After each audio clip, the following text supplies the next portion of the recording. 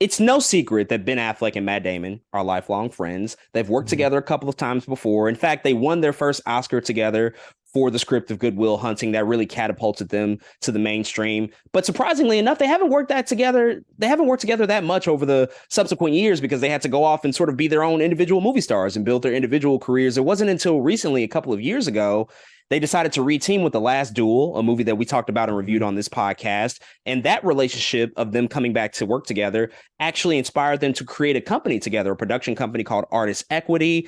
And this is the first feature film that's coming underneath that Artist Equity banner. Air is also a production from Amazon Studios. It was initially just going to be a streaming release, but I think Amazon took a look at the movie and said, well, wait a second. Let's give this a theatrical run. Let's give it a try and see how it does. And then it'll eventually make its way on to Prime Video. It recently just premiered at the South by Southwest Film Festival to glowing reviews. And so I know we were both looking forward to this movie. And of course, it's telling the story of somebody that's very notable, one of the most recognizable sports figures in the world, Michael Jordan. And so that combined with the element of Ben Affleck and Matt Damon, two superstar filmmakers and film stars in Yeah. their own right, there was a lot to be excited about this movie. We got a chance to check it out this past weekend. With all of that out the way, I will pass it to you. What did you think about Air? Did these boys just successfully make a movie about Michael Jordan without Michael Jordan being in the movie? Crazy. What a yeah, what a feat, man. So those who don't know, man, Air is about Sonny Vaccaro, who works for Nike, and Nike is having trouble picking their basketball star. They are only into running shoes right now. They're trying to get into the basketball game, but they need a star. And of course, Sonny Vaccaro says, let's go after Michael Jordan. And this is that story, how they go after Michael Jordan, man.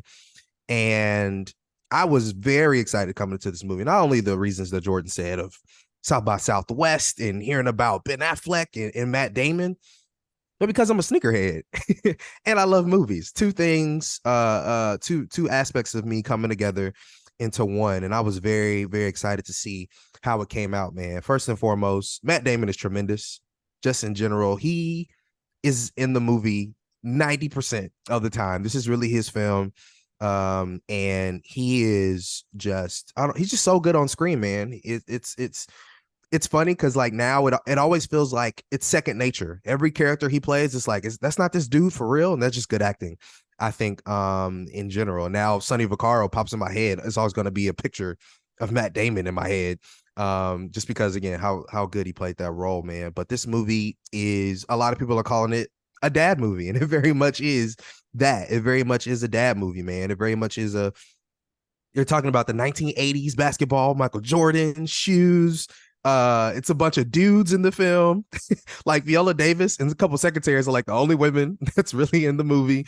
But it works, man. It works really well. This is a story about heart and what it means to bet on yourself and to bet on other people, to bet on, the gut feelings and what you see in other people, and to try to change the culture, man. And I think it's really dope. I think to see this movie come the way, or to come together the way it did. I enjoyed myself thoroughly watching this film. Viola Davis does a tremendous job. I mean, the cast really overall does such a good job, I think, of making this movie feel right, man, and makes it feel like a moment in time that it takes place. It really does feel like this movie is in the 1980s. They do everything to make it feel like it's in the 1980s, from the way it's color graded to little snippets of what is available, and little taglines that tell you, oh shoot, this is in the 80s. Oh, that happened in the 80s. That I know when exactly that happened. They do a really good job of that in the film as well, man. And so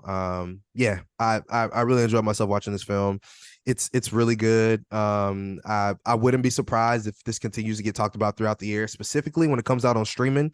I'm sure there's a lot of people who are waiting for this movie to come out on streaming. They're not going to go see it in theater. So I can't wait to see what kind of legs it has once it makes it to streaming as well, man. But man, job well done from Ben Affleck, from Matt Damon, and really any and everybody across the board, man. It's a good watch.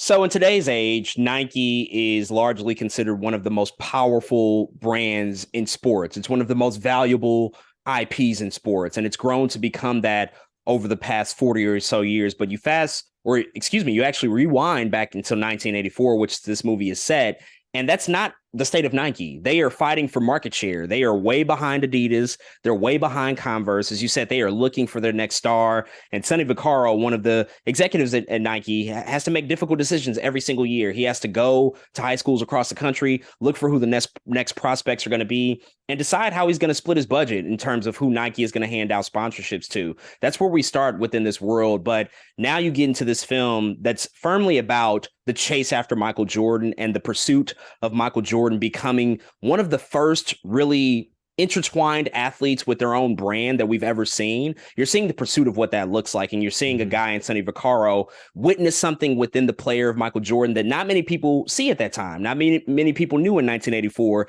that Michael Jordan was going to be the next phenom of the NBA, that he was going to take the popularity of basketball internationally across the globe to levels that it had never achieved before. Of course, we had Magic and Larry Bird, who were obviously very, very instrumental in the success of the NBA in the 1980s, but Michael Jordan and what he achieved over the next decade and a half was unparalleled. And so you get to see the impetus and the beginnings of that particular conversation and of that historical deal and partnership that happened between Nike and Michael Jordan. And who would have ever thought that you could take a film that's mostly based in conference rooms and meeting offices and make it super exciting? Whoever thought you can take something like that and inject a ton of heart into it and a ton of excitement? Because one of the most difficult things, especially as a director who's taken on this particular story, is trying to figure out a way to make this interesting, considering that we already know how it ends. We know that Michael Jordan struck the deal. We know ultimately where Air Jordan and Nike has gone over the past few years. They've become, again, the most powerful entity in sportswear, athletic wear that we've ever seen.